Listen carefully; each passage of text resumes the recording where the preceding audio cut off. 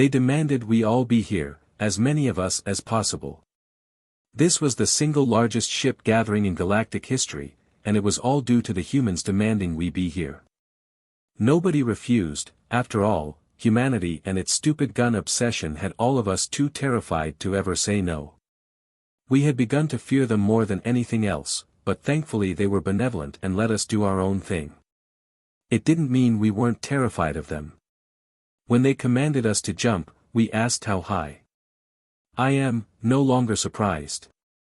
My colleagues are crying, sobbing, squealing and sweating at the sight of humanity's military might on display, thousands of massive warships swarming the local star.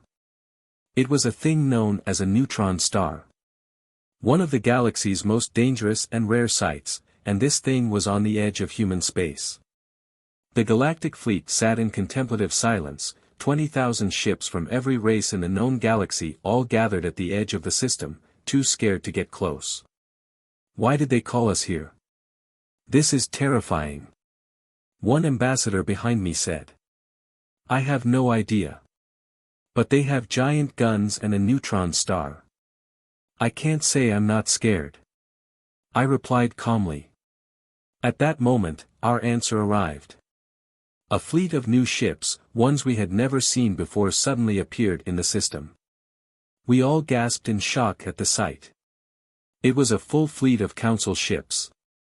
One from each race. They were all of a similar hull design, a large vertical star-like ship with a centrally mounted giant gun, simply painted or decorated in the color of its representative member. The surrounding warships dwarfed them of course, but these ones were very much out of place. All 33 of them slowly made their way towards the star. We sat awestruck as they each surrounded the star in close proximity in perfect pattern surrounding the star. It was amazing how the ships were still functioning being so close to such a dangerous entity. They began a perfectly synchronized dance around the star, each one trying to perfectly jockey for position on the star's volatile and constantly shifting surface. I began to cry as I watched the dance unfold before me. We had dreamed of this for millennia, been given plans and instructions from our gods for centuries to perform this ritual, but had never acquired the tech or resources to do it. I dropped to my knees and sobbed as I recognized one of the giant guns mounted on the ship. Quantum wave cannons. We had made countless abstract designs of it over the centuries, but had never had the reason or strength to ever deploy them. I was half ecstatic with glee, half disappointed. In between sobs of happiness and frustration, I blurted out racial slurs and swear words. Why did it have to be giant guns? Why the giant guns? The cannons began their firing sequence as the dance around the star accelerated to ridiculous speeds. Each ship perfectly synchronized with a gravity tether to its fellows, maintaining a perfect distance to it and the star. Others around me started to ask why I was so distressed, trying to find out what was going on as every Serenian in the assembled fleet dropped to their knees in prayer. The weapons began to fire, blasts of blindingly beautiful light emitting from each ship in perfect synchronization.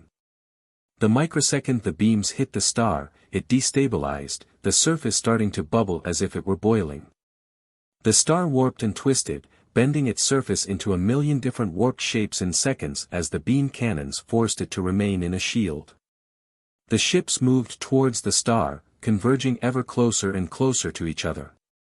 They got close enough, combining each other's hulls into a singular shell to surround the star. A blinding flash of light erupted, and in the blink of an eye, the entire star system vanished, replaced by a rapidly expanding portal into paradise. The vision through the bubble now present in the star system, that of a giant galaxy-sized tree, a garden of paradise. I looked through it, seeing the faces of our gods on leaves and branches. The entirety of the human fleet surrounding it vanished in a microsecond. All engines full. Forward to glory. I commanded, shouting to the crew to charge forward. The bubble stopped expanding as it hit the edge of the star system. The planet on its bare edge began to disintegrate in a brilliantly beautiful display of destruction as it tore itself apart piece by piece, vanishing into the bubble.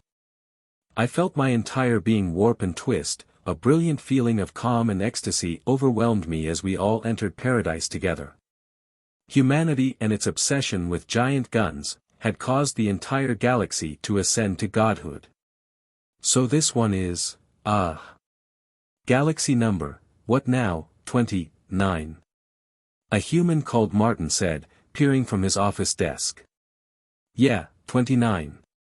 This one was a lot easier than the one before that. Holy crap, that galaxy was a pain. A human called Jessica said as she typed away at her computer screen. Did we have to do the Garand again? Or hell, even the MG42? Did we really? Martin asked. You can't go wrong with the classics, man. You gotta admit that alien that was there, his responses were hilarious. Jessica replied with a chuckle. Oh yeah, the time he was there to witness the wave motion gun thing, that was hilarious. And the way his skin turned like Snow White that time. The group laughed. Yeah, that reminds me, did we send a gift basket to the Devourer? I can't remember. Jessica asked. We did. We gave him some new followers in a new galaxy and he was okay with it. Martin said. A third human, Paul, stood from his desk and pressed buttons on a remote. The background around them changed to the sight of a galaxy, then another, flipping between various galaxy sizes and shapes. So shall we try a supermassive this time? Hardcore mode, or do we want to try an easy one? Wheel. I dunno. What if we dash? The conversation interrupted as a new desk formed in the room. Atoms combined into other atoms, forming a desk, matter swirled around as a computer materialized on top of it, a chair assembled itself. And there on top of the chair a Serenian popped into existence. He's that guy who was always there to document the giant guns. A human called Jackson said. Yes, human. I bellowed as my new computer started up. So. What are you doing here? Paul asked. I asked the gods about your obsession with giant guns. I asked them what you really were, what was really going on. When I was told you had effectively ascended to the point of deliberately creating new galaxies to do this nonsense, I wanted a part of it. I said and started typing on my computer screen. Oh. I get it. Jessica said. So you decided to work here. Let me get this straight, you had an option of an infinite paradise of no fear or favor, and you chose instead to work as an engineer that creates universes? She asked, genuinely puzzled. Oh no. Well yes, but no. I want to start a new galaxy again, this time. I challenge you to do it without the giant guns. I said, chuckling sadistically as I typed the design for the new galaxy. That's a challenge. Paul said as he looked at the new design I worked on. Oh, can we do this one with a galaxy populated only by subspecies of cats and dogs? Martin asked with excitement. Only the cute ones. I said, and finalized the design. Well, here we go again. I love this job. Paul said with glee as he sat back in his seat. Do humans have to be the only ones doing all the work? I asked, peering over at Martin. No. It's just easier. We're kinda overpowered in the late game stage, it just means we get better turnaround at the end of the day. Paul replied as he started typing. So, from what I can tell here you just input parameters and then, the galaxy just, does its own thing by itself? This is a strange interface. I said, trying to look around. Yeah.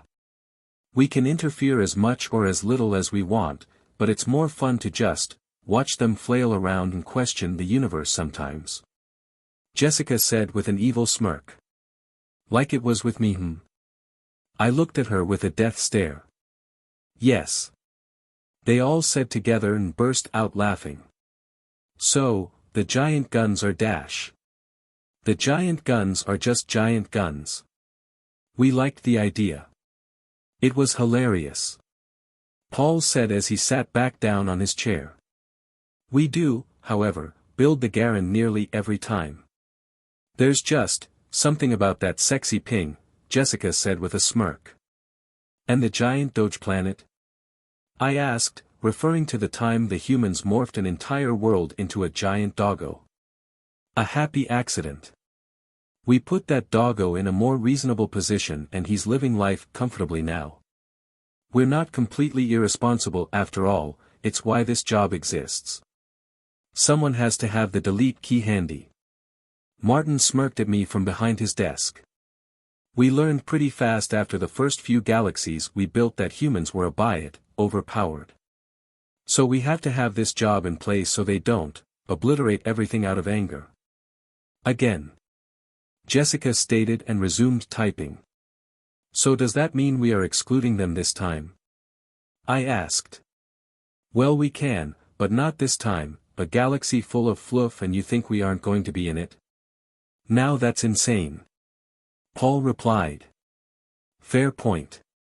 I said, and finalized some details before hitting the start button. The entire galaxy, the Milky Way once again swirled into view. The cycle started anew.